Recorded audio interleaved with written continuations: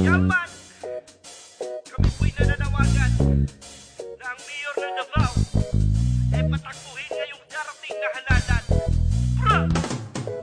Nakikiusap po kami kasi ikaw ang kailangan. Ikaw lang ang pag-asa, makabangon nating bayan. Kasi alam mo na, parami ng parami mga politikong gahamal sa yaman at sa lapi. Iba ang sabi mo noon, di mo kami pababayaan. Pag di ka tumakbo, paano mga kabataan? Maraming nangamba, lalo mga kababaihan. Mga OFW gustong magsisipag uwian. Nakikiusap po kami na ika'y patakbuhin pagkapangulo ng bansa at ika'y paupuin. Kaya ngayon nagsama-sama mga Muslim at Kristiyano, iisang sinisigaw kundi Duterte na tayo. Ilang dekada na, ilang taon nang lumilipas, hanggang ngayon lubog pa rin ang bansa ng Pinas. Kaya ilalabas na natin ang ating huling alas. Luzon, Visayas, Mindanao, sabay-sabay sa pagbigkas.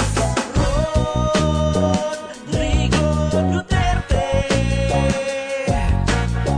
pagkat ikaw ang kailangan, ang kailangan ng bayan.